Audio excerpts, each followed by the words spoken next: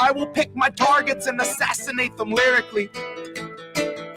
I will bring them out into the town square, hook them to the pillory and leave them there. And Hillary, I'll see you there.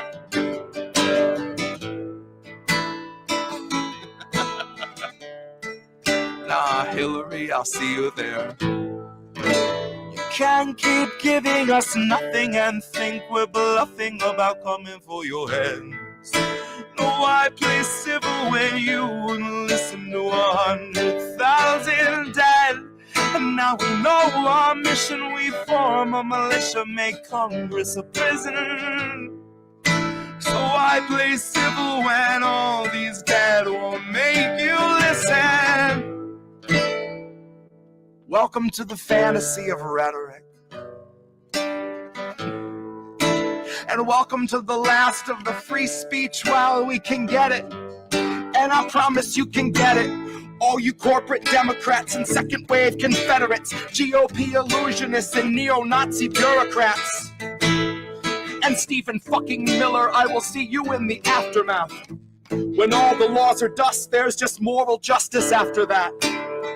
And I would hunt you through the wasteland if it comes to that. Just so I could rub you in the dirt like a cheap human Brillo pad. I could sleep fine when our beds are burning, Stephen, but I'll turn around and run into the blaze to get my pillow back. Cause as long as I can lay my head down, I can live with that. I can deal with a little ash. Cause I could feel like a little of the old me burn with the bed and the rest of my past. The old world where we all lived and we can't get back. The old world where you didn't give and you'd still get back. Where you could rake in 12 billion and give none back. Well, those days are behind us. The virus will kill all of that. Your wealth is behind us and kindness is meant for the past. Our leaders would bind us and starve us and call it a fast. A sacrament meant for their God that they garnish in cash. They feed it the poor by the hundreds, that's all that it asks. Its hunger is legion and people in need are all it will have. Our only chance is to starve it and watch as it turns on them.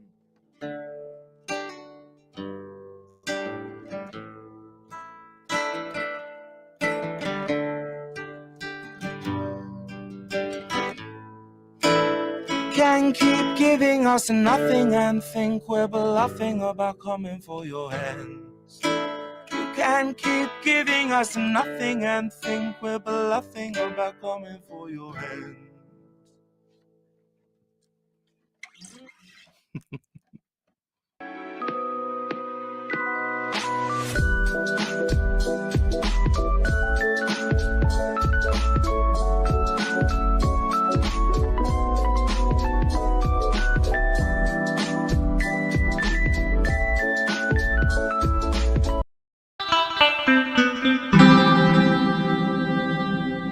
Who are these people? This is called the Oil Baron Rescue Plan. It couldn't have been me, sir. I was front row in my AOC t-shirt, foie gras sucking on a press release, sir. My head down, fourth shot, good little sheep, sir. Sit down, sweetie. The adults are gonna speak first. They trust the science and they're terrified of research. Here to thank our healthcare heroes they've been feeding to the burnout, feet first. Until suddenly they dip mid-shift, take a header off a bridge. Such a shame, they were really such a sweet nurse. Now they'll never get the card and the cold slice of pizza meant to thank them for their teamwork. Now they'll never get the baggie full of Chex Mix, which would be the one reward they'd see for all the moms they had to intubate, and countless cries of grief since we've been haunted by the specter of the C word. Now all the applause for our healthcare heroes rings a very hollow note because we played it out like Freebird. See, add the ones and zeros, and our fragile checks and balances are checks for all the wealthy who have such unholy talents that we think it's patriotic that we've all got zero balances, and re-elect Pelosi so she'll face our toughest challenges, which is analogous to water for a drowning man. Nancy disregards our impoverished with a spiteful and dismissive little waving of her withered hand, because 500,000 freezing on the streets is Biden's winter plan. And I bet you swore they told you you were voting for a different man. But really all you wanted was a different man. It didn't make a fucking difference if he finishes the previous inhabitants' agenda and starts auctioning protected land. Biden's born to leap at any war a donor's check demands. And it turns out that you can't cure greed once it infects a man. Once they lose respect for human life and focus all their fucking efforts on the oil baron rescue plan. Honey, what are we to Hecuba or Hecuba to us that if she's starving, we should give a damn? Why should we be moved to tears if someone isn't eating? We won't even recognize that food is essential to our being. It's just us in fucking Israel who will not guarantee that food's a basic human right. Because starvation is our favorite tool of genocide disguised as sanctioned democratic healing. See, that's me in the corner, losing my religion, gouging out my eyes, and then dancing on the ceiling. And Jesus fucking Christ, what a feeling. That was my dryer, ladies and gentlemen. Nice. Well, right on the buzzer. Nice. Oh God, that was beautiful. I was going to say that Lionel Richie would probably agree with you too, dancing on the ceiling, and we're going back to 80s and dating ourselves as Gen Xers.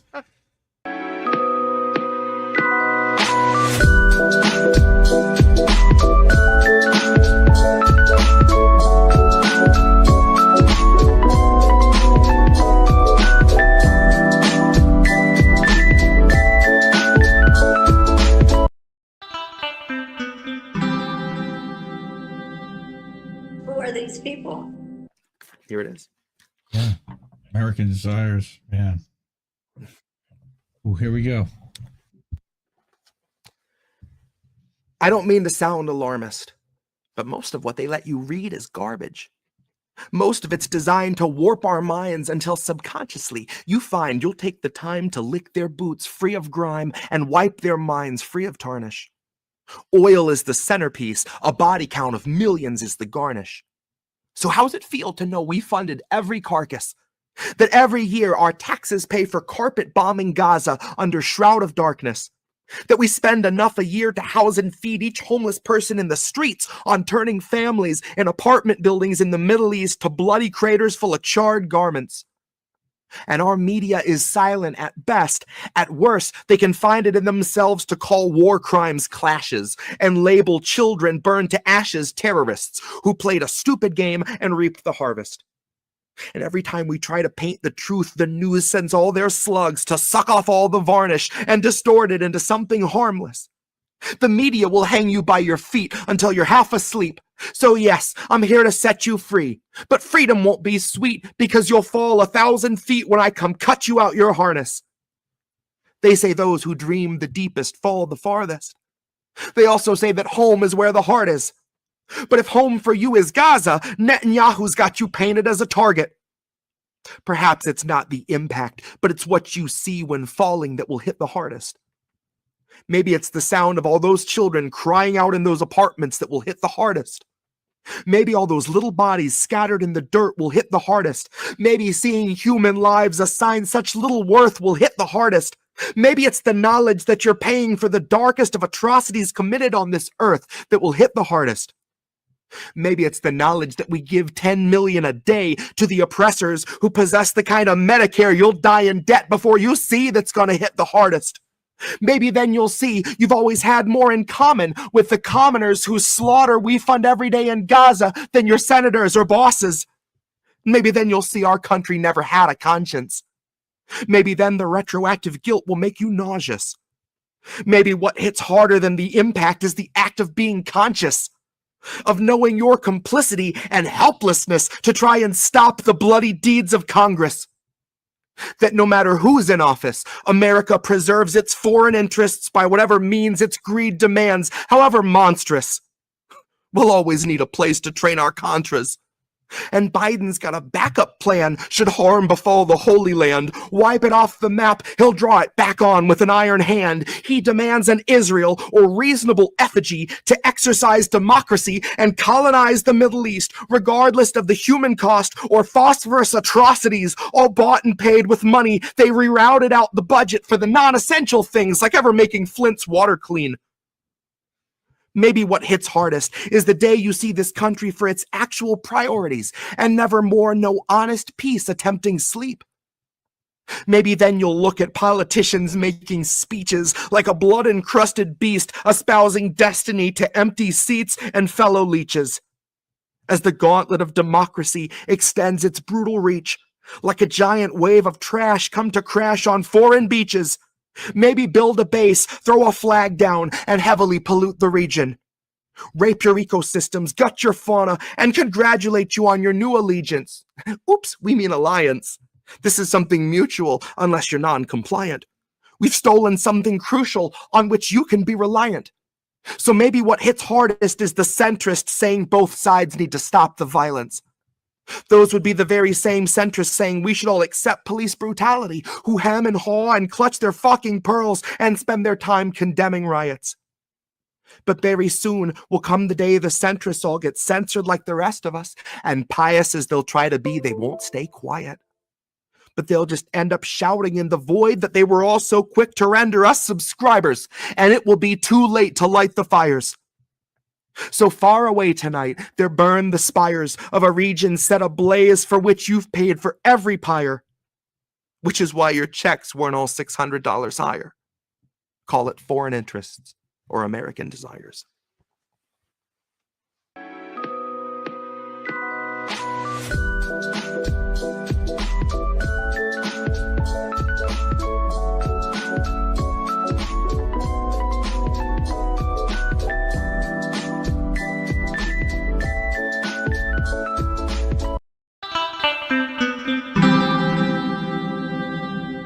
Who are these people?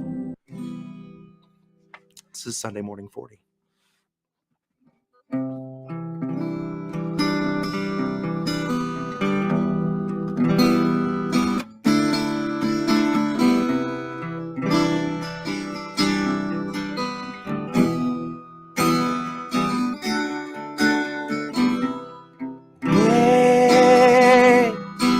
We're 40 Sunday mornings out from normal, and the world is not the same. You said you waited for a warning, but the warning never came. Don't shine a light in my face.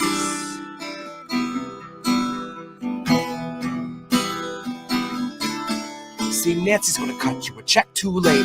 2 years after your funeral's paid, 2 years after the grave, she'll be a little stronger for all of those dollars she saved. Watching you wake, watching you cling to your family, slipping away. Watch her do nothing but pray. Watch her condemn the Republicans, take them to brunch, and then shrug it away. Now watch us be outraged half of a day, then pick a new hero to face our leaders and think they could beat them, playing the game they played since Pelosi had real human blood in her veins. They're all one and the same, sold off stocks, and they all maintain that the risk was benign and the virus was tame. Flash forward in 40 Sunday mornings, fade 250,000 people in its wake, and a cruise ship sailed today. So motherfucker, don't shine a light in my face. No. Wait. We're 40 Sunday mornings out from normal, and the world is not the same. You said you waited for a warning, but the warning never came. Don't shine a light in my face. You said you waited for a warning, but the warning never. And that's Sunday Morning 40.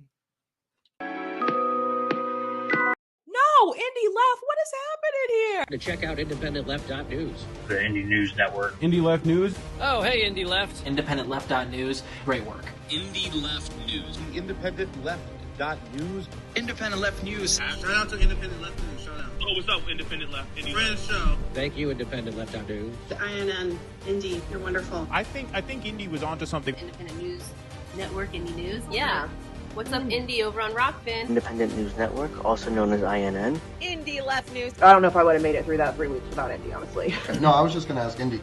A huge thank you and shout out to Indie Left. No, you know what we're doing? We're world building, Indie.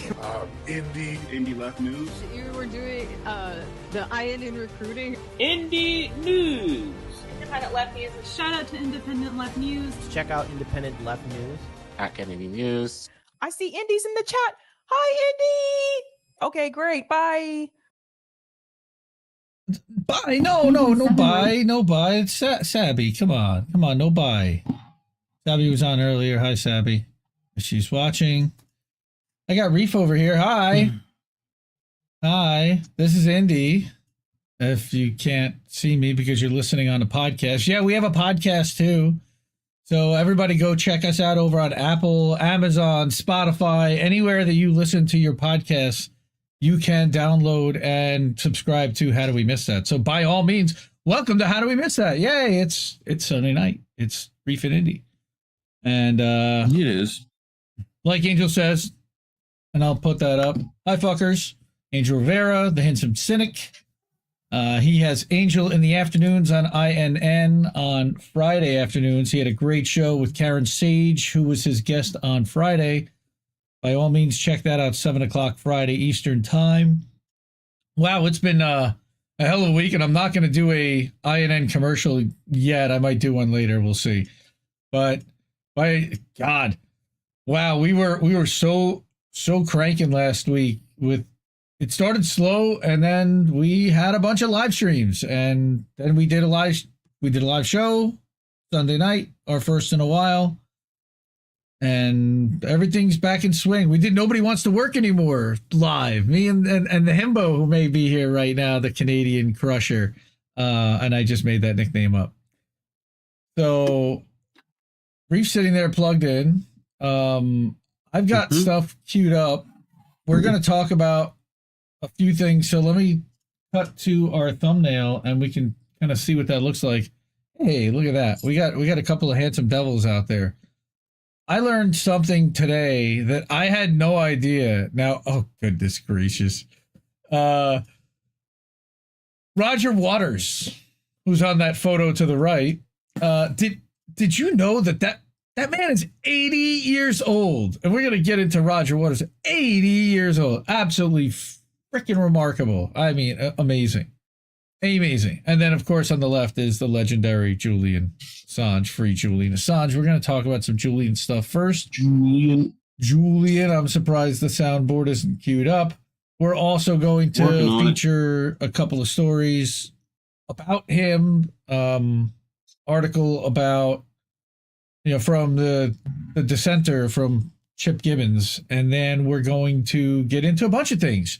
We have 4 stories lined up, and then we're going to switch off, just like we did last week. I thought that worked pretty well, was we're going to switch off to boats at midnight. We may go a little bit earlier, but we're going to switch streams, and there'll be a new live stream at midnight Eastern, and then we'll watch the react and the funny stuff, boats smashing into other boats. So getting into, how you doing, man? You can, other than wave, you can actually speak, Mr. Mute over there. Look at that nice INN 3D printed thing behind his head. That's really cool. At Stoner Boulevard. He does live at Stoner Boulevard, and you'll see Bong Cam likely throughout the street, throughout the episode. That's what I'm turning on now. You're also a little low on the volume side. You might have to turn your mic up a little bit. How about now? No, you're not to me at least. Maybe there you go. Now we're even. All right, so let's get into Julian news, because there was some Julian news, and I want to also shout out some people that are still carrying the torch like we are every week. And it's important to keep this story alive and to continue to fight for Julian Assange. He can't fight for himself locked in a hole in Belmarsh. There's a lot of people out there doing it. And we say, as always, free Julian Assange as always. So the Don't Extradite Assange campaign, which has been around for a long time, I believe they actually arranged the Assange DAO. They have now changed their handle, and this makes me a little sad, actually. The Indie Media Awards is logged in right now to Instagram, so I'll be the 50th like on that. But I'm surprised thank you. I'm surprised that only 50 people have liked it. But Free Assange News, at Free Assange News, is now what the page and the organization will be called moving forward. Rather than don't extradite Assange, it's free Julian Assange, which makes a whole lot of sense. It's a whole lot easier. And it just kind of fits. So I'm kind of surprised they're amplifying their international efforts. The sad thing is, and the reason why I'm sad about it is because they probably know that it's inevitable at this point that he will be extradited. So to keep the handle of don't extradite him when that's inevitable, I don't think that is, necessarily giving up to a point. It's just shifting where the focus is going to be from freeing him to, from extraditing to free. Max RJ, yes, that is correct. Stella Assange has a YouTube channel. She also has a Substack now as well. She's publishing stuff to Substack. I don't have to. They're gonna have to pay me royalties after a while. So I did have one. Julian. Thank you. I did have one article, and this happened a few weeks ago, but I didn't talk about it because we were off, and I thought that it was something that was important to mention, which was that we had a strongly worded letter sent to, the president and or the Justice Department from a bipartisan group of Congress people. What this represents as Chip Gibbons at the Dissenter, that is Kevin Gostola's newsletter. Subscribe to that. I'm a paid subscriber.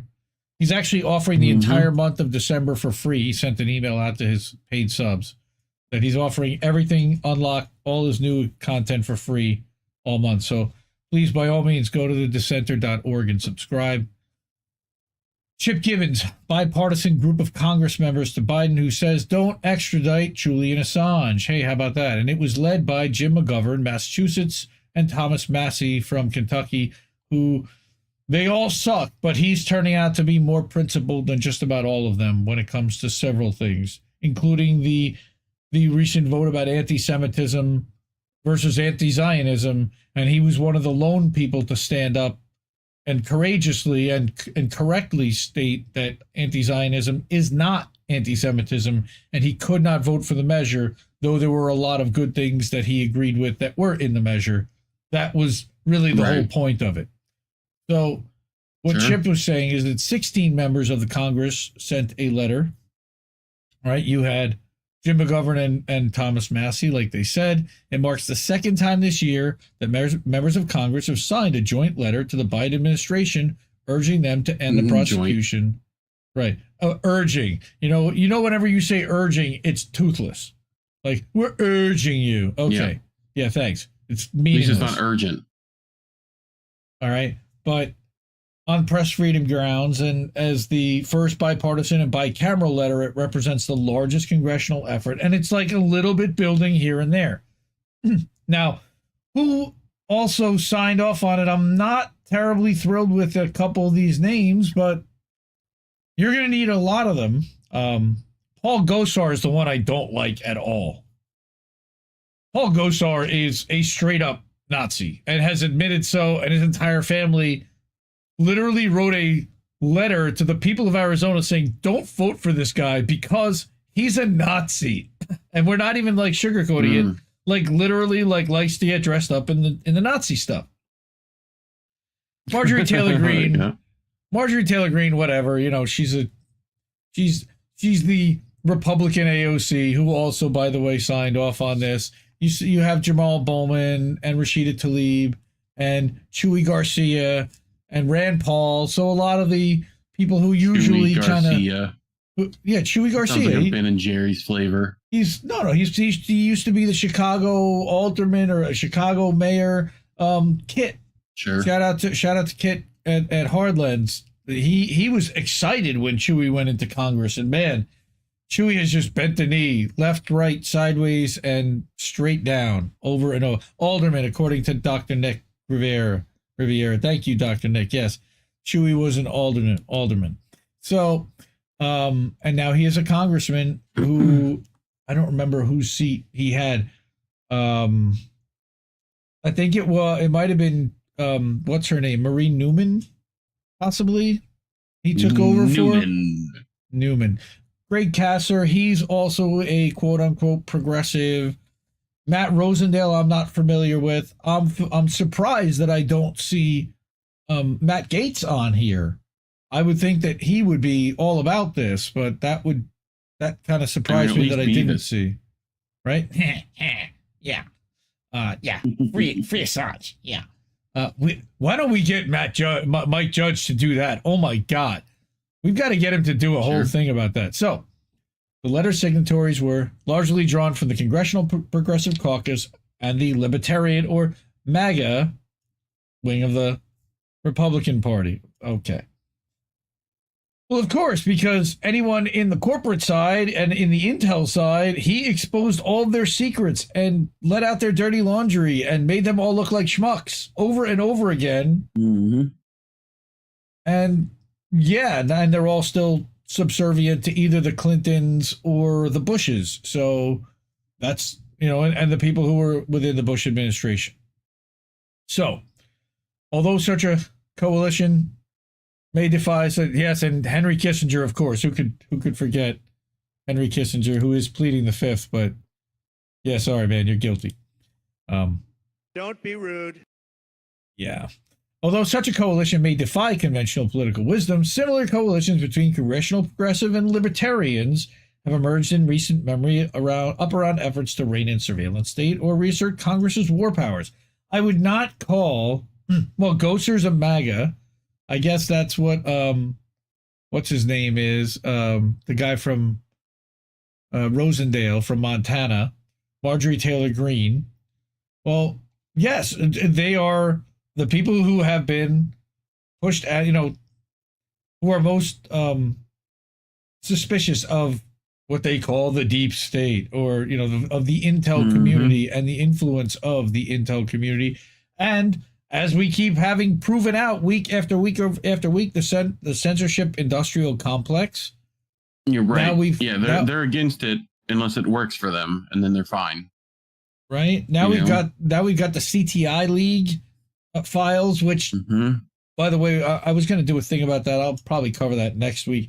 Whitney Webb did a whole thing about how that's nice, Mikey, that you caught on to this part, but it's actually much bigger than that. And we wrote about this 3 years ago, but I'm glad that you're bringing it to light. And here's more info.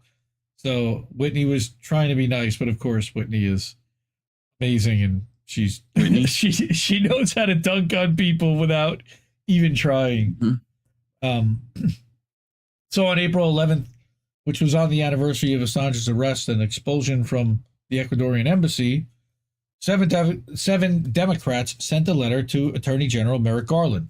And Misty was in Washington, D.C., standing in front of Merrick Garland's office that day, speaking.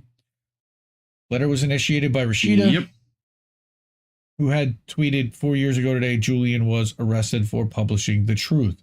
So they recognize it. I don't think they're being loud enough. I think that it gets old after a while, but at least expose.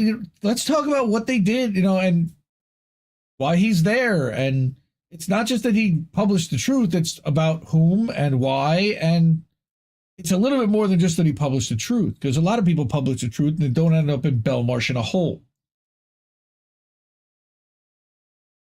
So all seven of the signatories were from an informal grouping within the left wing, quote unquote, of the CPC, often referred to as the Squad. Oh, goodness gracious. Okay, well, I guess they're as left as it gets right now, and it probably isn't going to get any further left because they're going to spend $100 million to make sure they don't go any further left and further push back to the right. I'm guessing that's already started to happen. There's always the macro, and then there's the micro. Oh, her bank account's a macro. Her fundraising bank account. Additionally, following an October oversight hearing with Merrick Garland that was held up by the House Judiciary Committee, Bush sent a follow-up letter, Corey, in addition to asking questions around mass incarceration, the death penalty, and the treatment of Stop Cop City protesters. She even raised the matter of his extradition. He's currently detained in Belmarsh's high security prison, of course, in London, as the U.S. seeks to extradite him for a trial on Espionage Act charges, which is crazy in itself. Each of the charges against him stem from his role as WikiLeaks editor-in-chief. He's a publisher. Yeah, I love how every Assange article has to explain like the entire story every time.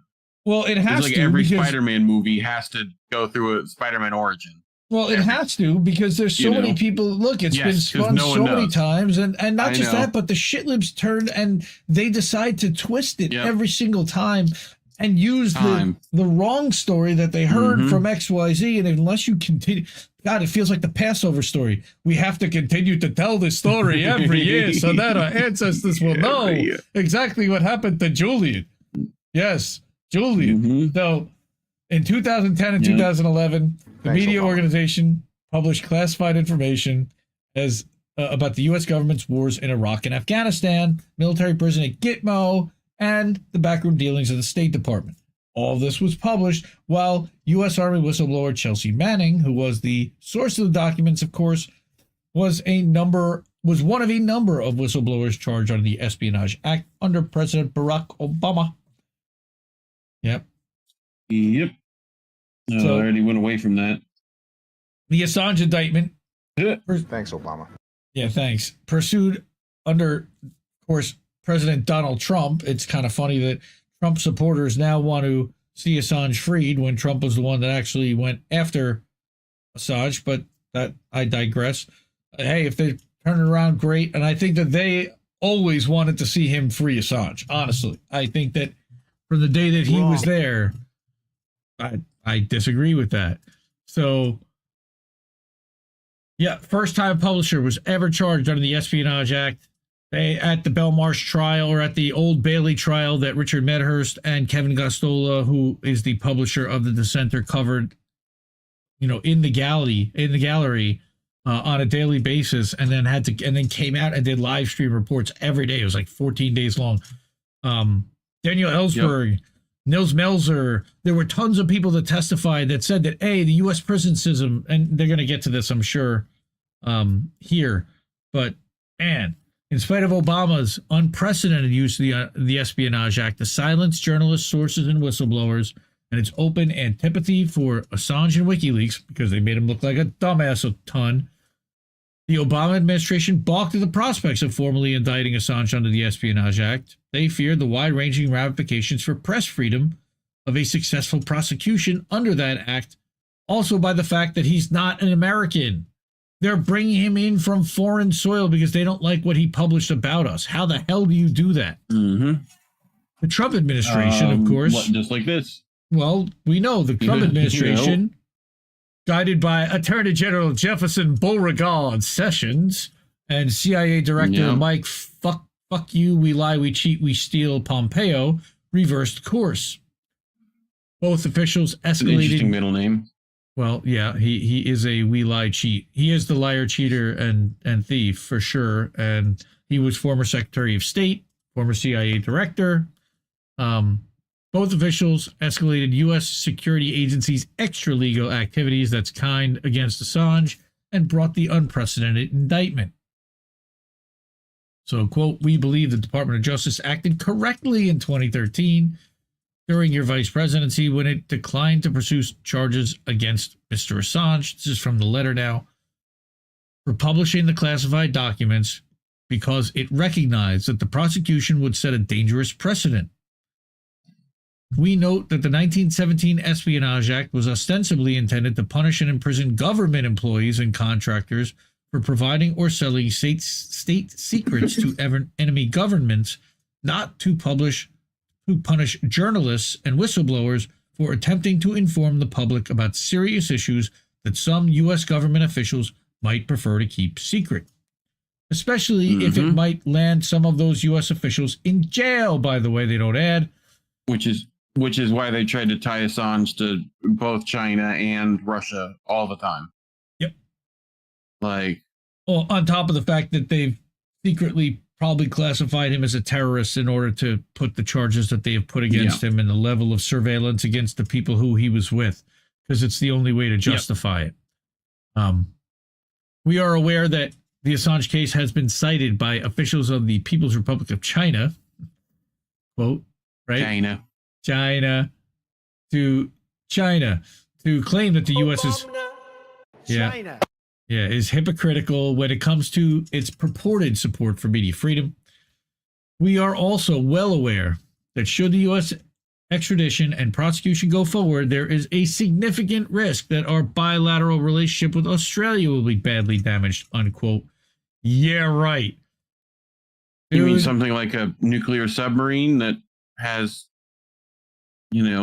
Australian U.S. Navy, Australian Navy joint like an Australian officer literally on board a U.S. naval ship at all times? Yeah. With the Star-Spangled Kangaroo on the side of the fucking ship? Yeah, we covered that 2 months ago. We gave them a nuclear sub. That's how that works. Yep. And then the USS Canberra. Fucking Canberra. Yeah, we covered that on How Do We Miss That? You can go back and look up that clip. So while the Biden administration has made press freedom a key rhetorical commitment and sought to distance itself from Trump's attacks on democracy, oh, goodness gracious, yes, but they both attacked the democracy. Officials have barreled along with the prosecution. One recent report indicated that the FBI has tried to convince journalists to testify against Assange during a U.S. trial. And is that the Craig Murray thing? I think that was. Yeah. They've used the Rage Against the War song on loop to try to do that. Right. Progressives and, again, libertarians in Congress and just non-corporate Republicans. Like the two of them? Right. Like the three of them that did this. Right. Well, no, it was Gosar. It was that guy from Montana. And it was Rand Paul.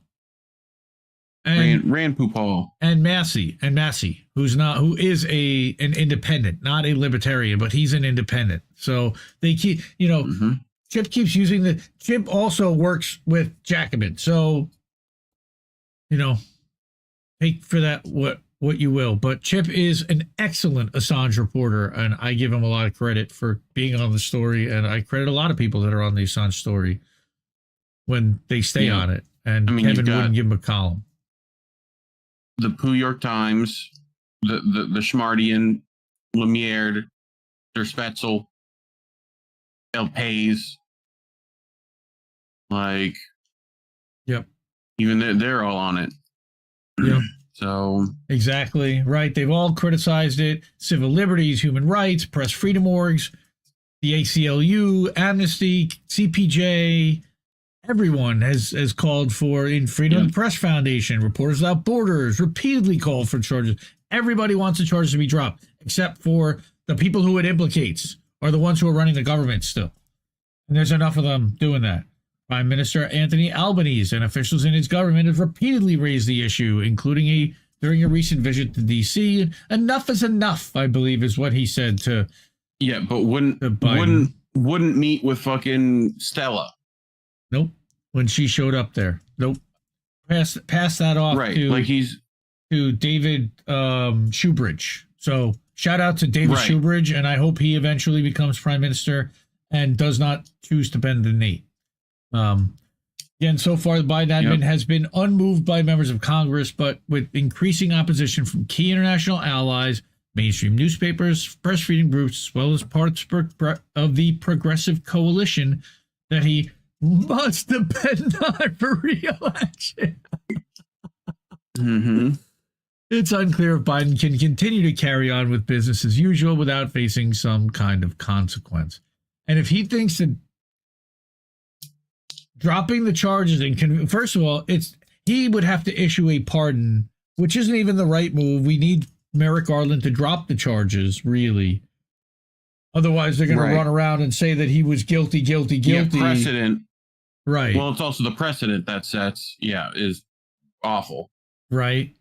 So I I don't. So we want to see the charges dropped, and it's really lobbying the Justice Department more so than anything. Now, our friend Matt O'Brien, he was just on Misty Winston's recently.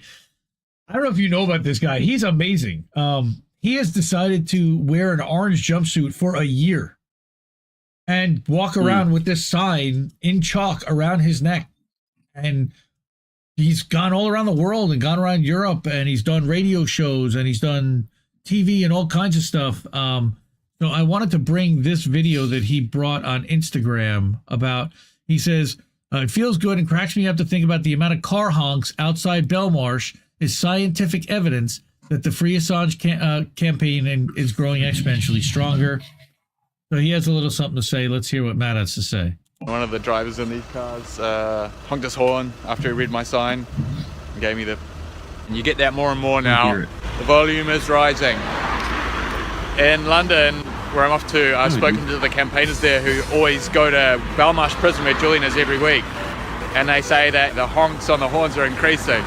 And I just love that. It's like an objective measure of the campaign for Julian Assange. I can't have the music. It's got American Pie music. Take heart and keep fighting. Free Assange, free the truth, free us all. Just on my way to London, and one of the drivers in these cars honked his horn after he read my sign. It's awesome. I mean, he's great. He's a former teacher. You can actually go and listen to the hour that he spent with Misty on her Substack. If you go to mistywinston.substack.com and look for Matt, it's about 2 weeks ago. Every day we publish who her guest is going to be with all their links and a little background and bio. And you can follow him on Instagram and Twitter. I know he's definitely on. I think he's also got a YouTube, but he doesn't really do much over there. One other thing I wanted to give a nod to was Chanda, our friend and Indie Media Award honoree now, by the way, for live streaming and for being awesome. She was at She was at the CPI convention, last minute trip to Portland, see some amazing commentators. Right, so she saw Caleb, and there's Caleb, I believe, in the background right there, as well as a few others. I see Carl Nixon and there you go, Scott Ritter, David Rovics, Pasta. Oh, really? I didn't know Pasta was going there. That's badass. I love it. Pasta was there. Nice. So Chanda was there. So shout out to Chanda for being there, and thank you. She had a table for Free Assange. So that's not only did she show up, she showed up and set up a table, and that's fucking great. I love her for it. So shout out to her. Shout out to Paula as well as Kendra. Kendra runs the Denver Free Assange. Paula is up in Boston running the Boston Free Assange.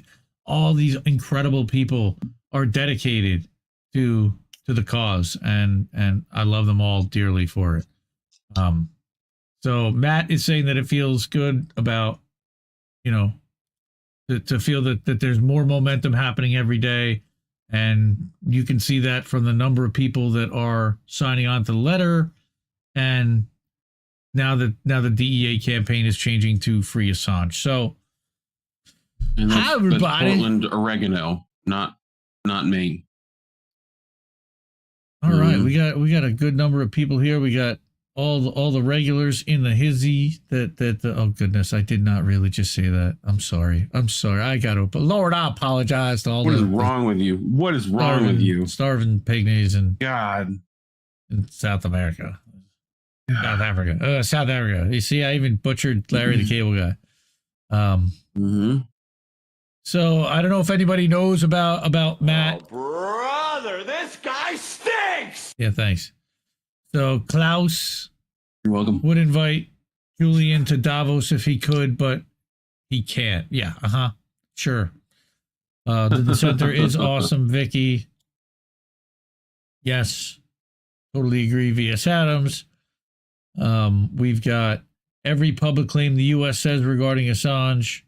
Clearly, there are additional matters for why they want to extradite him. Yes, and the biggest one is because of how he exposed the security state multiple times.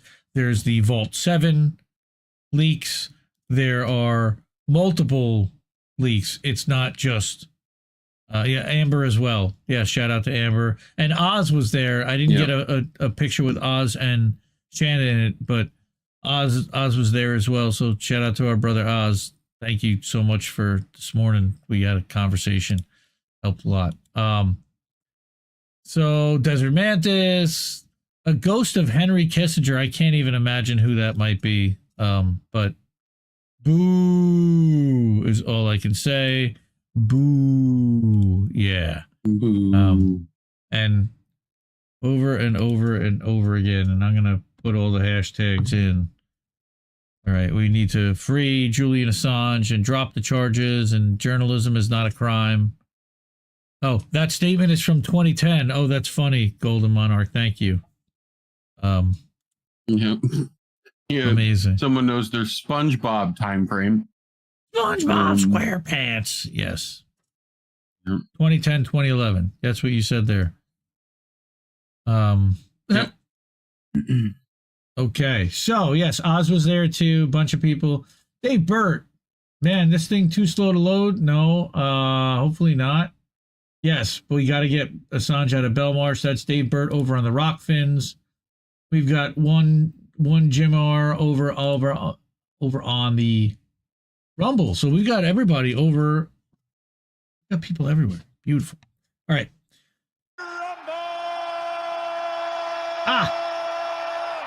There was one more part of this story. I have to get back to it. Sorry, everyone. Let's go back to that, which is this. Next Saturday afternoon, if you are in the DC area, sign up for this. You can also watch it on a live stream. And it's the Belmarsh Tribunal. And it's not necessarily a lot of people that we like, support, or know that are there, but it's important. I'll just read this out. The extradition against Julian Assange is now entering its final phase, and the international pressure for his freedom is mounting. From presidents and prime ministers to Nobel Peace Prize winners, the international community is crying out against the injustice of Assange's prosecution and its implication for press freedom worldwide. On December 9th, the world's leading journalists, lawyers, and human rights defenders will gather at the National Press Club in Washington, D.C. as witnesses to the Biden administration's crackdown on free speech and the First Amendment. Join them. It's not too late to stand on the right side of history. Register now to attend the tribunal, either in person or follow the proceedings online. And Kevin Gostola, by the way, said that he would do something to try to get some kind of live stream going. So this is at 2 p.m. on Friday.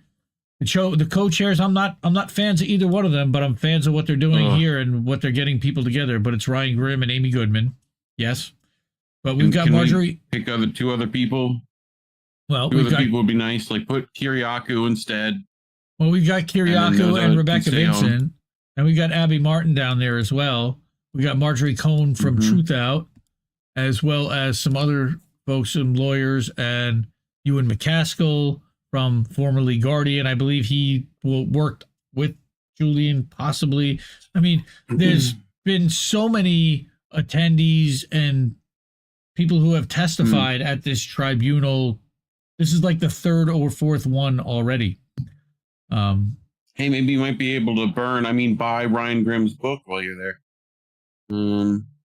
That would be cool. You know? Yes, if you can burn it for sure. But we don't burn books around here. No. That's a whole other story. Advise doing that's that. Moms for Liberty. By the way, freaking icky. If you dude. No, What? We don't burn books here, but we might advise you to use them as toilet paper if things get tough. You know? But man, we talked about Moms for Liberty and the 1776 agenda and all they were doing to try to influence school board and school legislation, and school curriculum. And as it turns out, their vice president, he got into a little bit of trouble this weekend.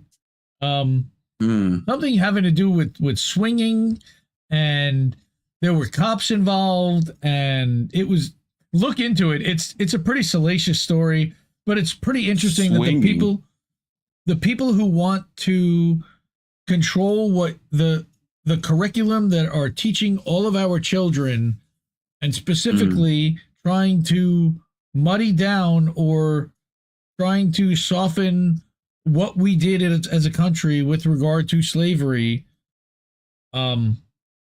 It's just funny how they behave in private, and once in a while when their dirty laundry is aired out, how hypocritical they all appear.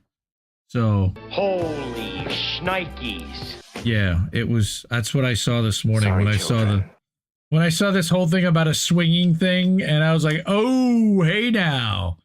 And yeah. So our friend, and we're going to do another article now from Indie Media Award honoree Kit Klarenberg, and you have to say that name 3 times slowly. Kit Klarenberg from the Grayzone and Mid-Press and several other publications. He published something yesterday that I found pretty, or 2 days ago. Freedom of Information request reveals that Bellingcat, we all know about BellingCAUGHT, collusion with Western intelligence. And I don't think this is really much of a surprise, but to see it in the emails, to see it in, and this was picked up by ScheerPost and republished, and ScheerPost, oh, by the way, also is an indie media. ScheerPost, the Grayzone, Kit Klarenberg, this is a triple hit right here. So I was like, oh, this is great. Exactly. So an extraordinary email uncovered by a Dutch researcher under Freedom of Information laws confirms what many have long charged, that Bellingcat, the open source collective widely cited by mainstream journalists and loved by the CIA, collaborates directly with Western intelligence agencies, even though they claim to be independent. And that's where this goes. So this is an article about Bellingcat by ARS Electronica. And Kit writes in the Grayzone, and this is somewhat long, but it's important to understand. And I actually had a AI reader, and we'll stop and we'll comment on some of this throughout the way. But an email sent in 2020, November 2020. Now, this is during COVID lockdown censorship by an officer within Amsterdam's National Coordinator for Security and Counterterrorism, shows that a Bellingcat investigation was intentionally shared with the agency prior to publication so as to assist the Dutch spooks in shaping media strategies and messaging following its release. So we know this is going to come out. Help us figure out how to deal with it. That's basically the revealing communication is irrefutable proof that the cozy relationship, the self-styled independent investigative collective of researchers and investigators and citizen journalists, as they dub themselves, enjoys with Western intelligence services. They have a cozy relationship, Bellingcat and Western intel services. Right? I don't think this is much of a surprise to anyone. Actually, if you look at back a year and a half ago, the Dissident, who is one of an old INN member, who a legacy, he's still around. He doesn't publish anything, but he still shares on Twitter at leftist_news12 is his handle on Twitter. But what he had this a while ago, that Bellingcat is just a propaganda factory for intel. But in the message, which is marked high importance, the undisclosed author explained that Bellingcat would soon publish research amounting to deeply libelous attack on independent journalists and researchers who challenged the mainstream narrative surrounding Malaysia Airlines Flight 17. Interesting. Right? This is like 3 years ago. So this is, as such, the Dutch intelligence officer wrote, quote, "It's probably smart to put together interdepartmental wording for this already." That's get weird. our story straight. Interdepartmental. Wait, how are they still even in the same department? Because the article highlights several sides, MH17, but also COVID-19. Safe and effective, but it's probably wise to wait and see if A, the mainstream media picks it up, B, from which angle they pick it up and highlight it, either being the crash or COVID, and see from this angle, then to determine the wording and therefore which department is in the lead. D, coordinate the language as much as possible interdepartmentally. This is unbelievable. So basically they're saying, yes, we need to get our story straight.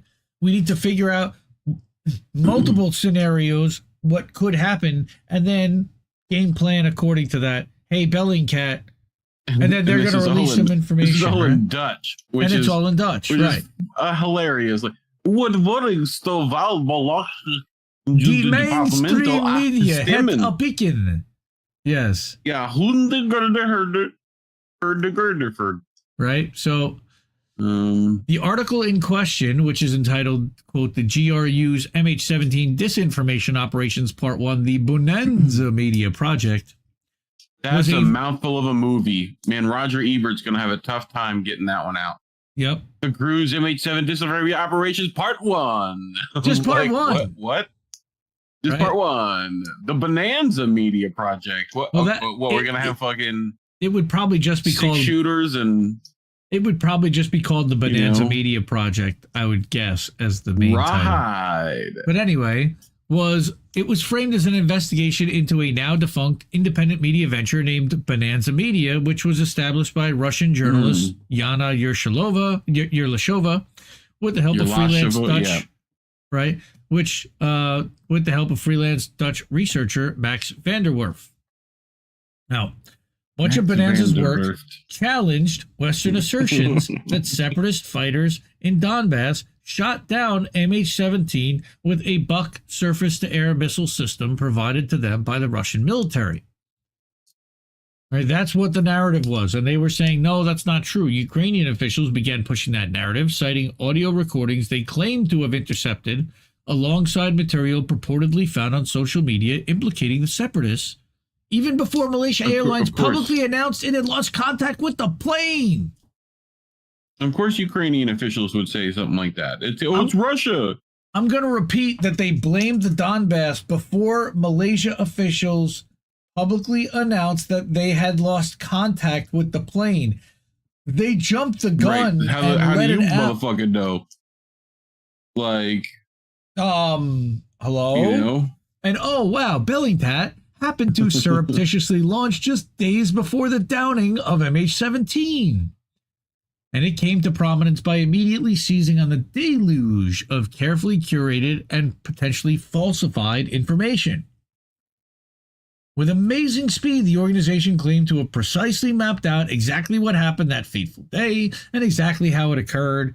Despite its relative inexperience and opaque organizational structure, its findings were accepted without a shred of scrutiny by Western journalists, lawmakers, pundits, and the official Dutch MH17 tribunal, which concluded last November. That's amazing. Oh like, my God. Stop your fucking lying. Everyone. Like, it's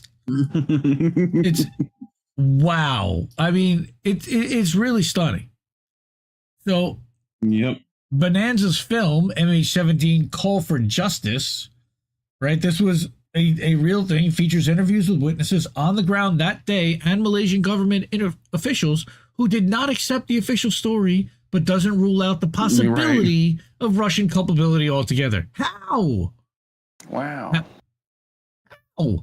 However, we have to get Stephen A. Smith going. However, right? The documentary presented a substantial challenge to Bellingcat's version of events, which also happened to align neatly with the official narrative. Amazing. In 2020, Bonanza also published leaked documents confidentially submitted to the tribunal. This included Dutch intelligence files recording that while many Ukrainian Buck systems had been spotted in eastern Ukraine, Russian equivalents were nowhere to be seen. So tell me how it was the Russians. So tell me how it was the Russians when the only systems that were there that were spotted at all were Ukrainian. Evidently. Scum! Yeah, thanks, Keith. Evidently, Bellingcat and its founder, Elliot Higgins, who has me blocked on Twitter because I have embarrassed him and I subscribe and support the Grayzone. And he has made it his life's work to take down Max Blumenthal and the Grayzone. And he's got the help of the intel community to try to do it. Anyway, Elliot Higgins and Bellingcat were displeased with their results. So as Dutch freelance journalist Eric Vanderbeek wrote in 2020, quote, because it was impossible for Bellingcat to discredit Van der Werf on the basis of well-researched content featured on his blog and recent documentary, Elliot Higgins opted to wage a campaign of misinformation. Wow, go figure. Bellingcat waged a misinformation campaign? Get the hell out of here. Yeah. I want to give a special shout out to Fred Edward, back hopefully and feeling better. So hope you're doing better. Yeah. All right. So Bellingcat's 2020 investigation into the group strongly insinuated that Bonanza was being run by Russia's GRU. Russian scum! Let's hear it again. All right. Heavily implied that their investigations... Scum! Yep. That heavily implied that their investigations were edited by the agency's operatives before publication and suggested that its contributors were on the Kremlin's payroll. Of course. They claim that their conclusions were based on emails from the mailboxes of... Wait, this is how they out themselves. They say that their conclusions were based on emails from the mailboxes of two senior GRU officials or officers obtained by Russian hacktivist group and independently authenticated by us. We checked we checked it ourselves, and what do you know? It's true. Huh, how about that? Yeah. We authenticated it. Yeah. Thank you so much, Dave Burt, for the $2 tip over on the Rock Fins. Appreciate that. That's unbelievable. So we authenticated it. Oh, yeah, it must be true. Strict British libel laws may have prevented the group from making direct allegations to this effect, but the Dutch media had no such qualms, and the investigation triggered a wave of smears in major local publications. One daily newspaper even headlined as a fact that the MH17 blogger directed by Russian Secret Service, even though totally not true. Another which directly asserted that Van der Werf worked under the orders of Russian military service, GRU, is currently being sued by the researcher regarding the unproven claim, which they should be. Strikingly, though, throughout this period, not a single mainstream journalist, of course, questioned how Bellingcat acquired these highly sensitive trove of documents upon which its investigation depended. On top of confidential GRU emails, how would it get access to that? Bellingcat somehow acquired phone data showing calls between purported Russian intelligence officials and cell tower data tracking their movements, which it claimed pinpointed their locations to GRU headquarters in Moscow. Okay, this is the biggest facepalm because none of this information is remotely open source. Yeah. And therefore, since it wasn't shared publicly, it can't be independently verified. Right. We said it ourselves. We verified it ourselves. Hilarious. By the way, 1G Mars, no, it's not swinging Democrats. It was swinging Republicans. The Moms for Liberty people are hardcore right-wing evangelical Republicans that had the whole swingers thing. Getting back to that story in between. Sorry. Oddly, in one passage, Bellingcat stated that it is not clear, quote, this is unbelievable again, it is not clear who requested or suggested changes to a Bonanza article it alleged were made after the piece was submitted to the GRU before publication. They just made the whole thing up. Yeah. One might think ascertaining this would be simple given the vast amount of highly incriminating evidence to which Bellingcat had exclusive access. I love Kit. So tongue-in-cheek. Well, perhaps British libel laws were a deterrent to accusing the GRU, but why would this be the case that the material was authentic and defending it in court was no issue? There's that too. So, there's 8 ways that they tell on themselves with this shit. And that's why I'm cracking up. Nicole Vance, I can see this message. Hello. You are over at the Indie Left channel. Most people, I believe, are chatting over at the INN channel. So that's why you can't see most people. And you're seeing the restream bot. Yeah. This is also what happens. That the MH17 verdict undermines Bellingcat, which is, again, hilarious. The newly released NCTV email strongly suggests Bellingcat's investigation into Bonanza was the product of a Western intelligence information operation. What a surprise. Intended to steal... And Western intelligence? Shit. What is this? Actually, Bonanza was trying to out it. Right, Western Intel was going after Bonanza. I know, we're old. It's okay. Yeah, okay. So now I hope YouTube doesn't hit us for some kind of copyright thing for that. You did YouTube. It perfect. You got the perfect representation of the theme song. Well, they knew what I meant. Anyway. Yep. Sure enough, Russian nationals Igor Girkin and Sergei Dubinsky and Donbass separatist Leonard Karchenko were convicted in absentia for the murder of MH17's 283 passengers and 15 crew members. The court ruling, they arranged the transfer of the Buck surface-to-air missile system that reportedly struck the plane. So they actually used this evidence to convict people without them even being in the room or having a chance to defend themselves in absentia. That's also stunning and amazing. Clowns. Meanwhile, the only defendant to seek legal representation and give testimony during the trial, Oleg Pulatov, was acquitted on all charges. The court found there was no indication he was involved in obtaining the missile system, that he could have prevented its use, or that he was involved in transporting it to another location after the incident. Prosecutors announced that they will not appeal the verdict. So he's getting off. But the other three, they now have their fall guy. They've got their patsy. They've got their guilty person they can point to and say, they're the ones that downed the plane. It wasn't Ukraine. What do you mean? Yeah. The response by the normally brash Higgins to the Dutch court's judgment was uncharacteristically muted. That's nice. That's a nice way to put it.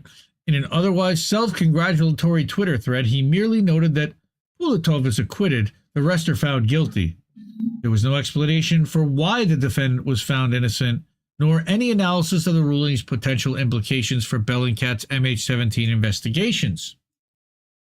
Not really a surprise that he doesn't want to focus on the fact that his entire operation got exposed for being a fraud.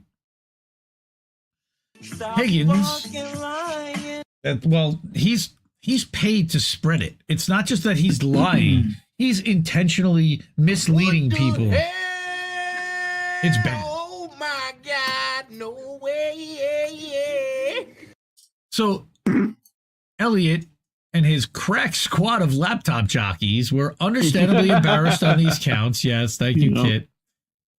All right. Yeah. Not the least because the Bellingcat chief repeatedly mocked Pulatov and his lawyers during the tribunal, suggesting that his conviction was a fait accompli and sneering when the defendant testified accusations of responsibility for MH17 resulted in adverse personal consequences for him. What a surprise. Yeah. The June 2020 Bellingcat investigation lambasted Pulatov's testimony, suggesting that his defense strategy was unlikely to win the court's strategies. Sure. Sympathies. So, sympathies, that too. Funny. Right. Well, he won the sympathies. All right. And then here's how this nonsense, they completely make this stuff up. Criminal organizations run by these people that then they run with this narrative. You know, this is exactly the kind of stuff that Media Matters we talked about last week. They're being sued for inventing an entire problem and then screaming bloody murder about what's about to happen. What's your source, sir? My source? What? Imagination. We validated it. This was from 2019. Sure. Talking about... Where did you get that from? Hamilton 69? You might as well have. Oh, I didn't want to do that. Okay. Anyway, so there's Leonid Karchenko. Oh, he's the one. Yeah. He's the guilty party. These three. Oh, Pulatov, but he's not guilty. Karchenko and Dubinsky got, Alexander Semenov. I've heard that name before. I've heard a lot of these names. Semenov, yes. Yes. So Bellingcat's confirmed collusion with NCTV raises obvious questions about whether the organization's relentless attacks on journalists and researchers who do not toe the official national security line are also directly coordinated with and on behalf of Western intelligence agencies. I think we know the answer to that one, dude. In many cases, Bellingcat's attacks have real-world consequences for its targets. And let's take a look at a few. For example, Bellingcat has, over many years, tried to destroy the career of MIT Emeritus Professor Theodore Postol, who questioned the official investigations into alleged chemical strikes in Syria, which we know that the white helmets were invented and that somebody certainly did cause some kind of attack there, but who did it and how and why is a big question. And it likely was not people they say did it, according to all the investigators and the special rapporteur.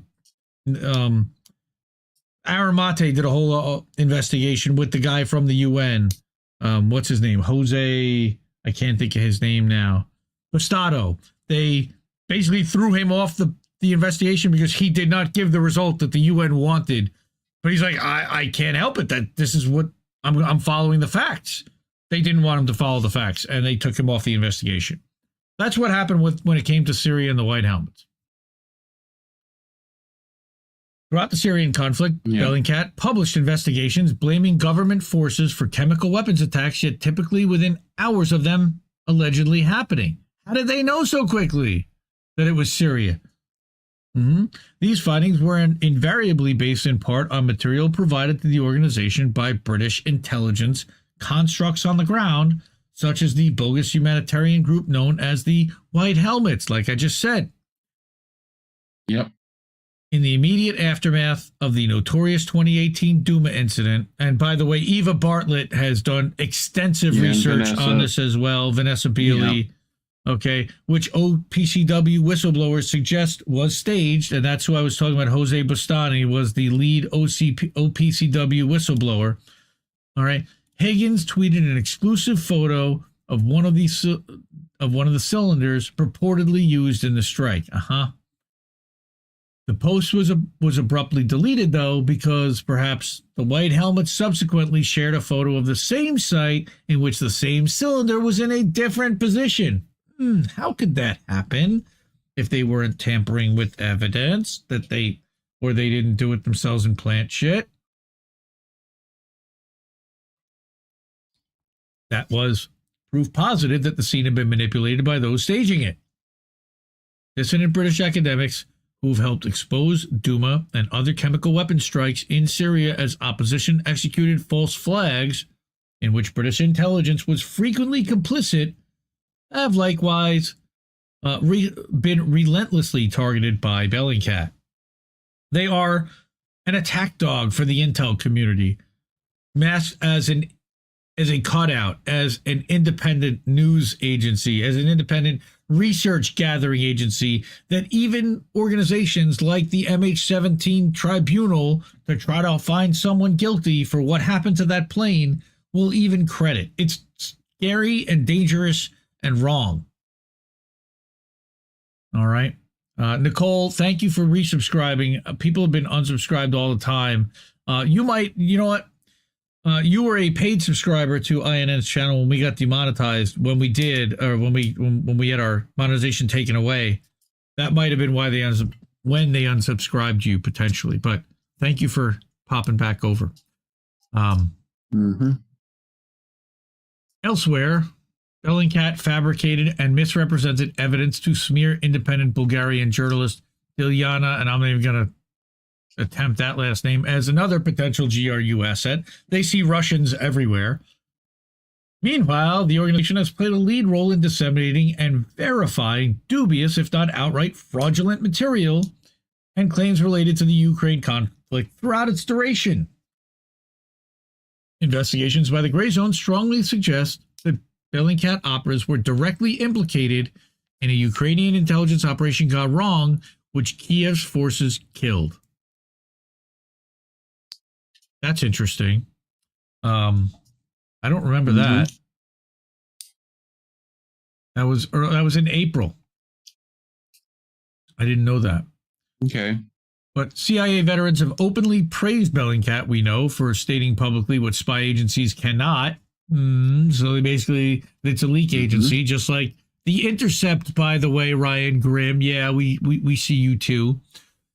In a December 2020 Foreign Policy article entitled Bellingcat Can Say What U.S. Intelligence Can't, literally, the CIA's former deputy chief of operations for Europe and Eurasia was quoted as saying, quote, I don't want to be too dramatic, but we love this. Whenever we had to talk to our liaison partners, instead of trying to have things cleared or worry about classification issues, you could just reference their work. Unquote. That's so they're a British organization that somehow has enough information about confidential classified CIA stuff that they could reference it, and that was not considered a problem by anyone at CIA? I wonder why. Accordingly, leaked file exposing the Internal Workings and Integrity Initiative, which is a British intelligence black propaganda operation tasked with ginning up conflict with Russia to pad the UK's defense budget, were rife with references to Bellingcat. What a surprise! As an internal document which describes one of the group's goals as increasing the impact of effective organizations currently analyzing Russian activities notes. Well, we already do this with Bellingcat. Like, right out of the UK defense stuff. The Integrity Initiative, okay? So, as a result of such excerpts, this journalist repeatedly asked Higgins about the nature of his and his organization's relationships with the Integrity Initiative. Though initially evasive, in March 2020, Higgins finally denied any association in an email that concluded with an ominous threat. And here's what Higgins literally wrote to Kit Klarenberg. I'm not sure how I can explain this more clearly. Bellingcat has never worked with the Integrity Initiative, nor were we contacted by them about any proposal. The funny thing is, your shitty reporting on the matter had proven quite useful to us. Looking forward to you finding out how. Try not to feel bad, but I guess I should thank you for your absolute idiocy. Almost 4 years later, this journalist is still waiting to learn what Higgins and his collaborators in Western spy agencies have cooked up to make me feel bad, given the confirmed interest of British intel in sabotaging this outlet and the crazed allegations to me put to me by the counter-terror police who detained him in London earlier this May. He may have already made good on this threat, and I think that that's what he was talking about, having him detained when he came back into the country. And of course, douchebag Higgins and Bellingcrap were approached for comment, but they had nothing to say because they're chickens and they're stooges for the intel community and they're assholes. And we shun you. You shunned. We do not like you. Fuck Bellingcat is all I can say. So next, I would be remiss if I did not talk about something having to do with Gaza, and it's one that is we talked about last week, and it's just an update and a short update near and dear to my heart, and that's the journalists that are being murdered by Israel. So, People's Dispatch published the other day, and again, this was on the 27th, and today I saw that the 74th journalist was murdered. This is a graphic photo. That's literally his bulletproof vest soaked in blood of a murdered journalist as they're walking him to his funeral. Oh, by the way, the journalist is right there on the gurney. Stretcher. So the world was waiting in cautious anticipation amid the 4-day pause, which ended up being 6 in hostilities in Gaza, giving Palestinians a brief respite from the incessant Israeli airstrikes, which resumed as soon as the ceasefire, quote unquote, ended, even though it never really ended. Israel did not cease its bombing of the enclave from October 7th, when it declared war on Hamas following the surprise Al-Aqsa flood operation launched by Palestinian resistance groups to start of the pause on November 24th. In these nearly 7 weeks, over 15,000 Palestinians were killed and over 33,000 have been injured. The number of missing is still around 6,800, many of whom are presumed dead or still trapped under the rubble. And half of those children. Amid those genocidal attacks on Palestinians, Palestinian Journalist Syndicate reported that over 63 journalists have been killed. Again, now we're up to 74, and I think that also may include the Reuters journalist that was murdered in Lebanon, but not just journalists. It's also their families in a lot of cases. The CPJ, Committee to Protect Journalists, has stated that the last month was the deadliest for attacks on journalists since it started keeping records in 1992. This is repeating from last week, but it needs to continue to be said because nobody seems to be doing anything to stop this from happening. Many press freedom advocates have argued that the killing of journalists and communicators in Gaza appears to be part of Israel's sinister efforts to prevent the truth about its brutal attacks from reaching the world. I don't think that that's really much of a question at this point. In this context, a group of people's media outlets from across the world issued a statement expressing solidarity with Palestinian journalists and demanding a definitive end to what constitutes a grave violation of press freedom, international law, and fundamental human rights, which we know Israel doesn't give a flying fuck about.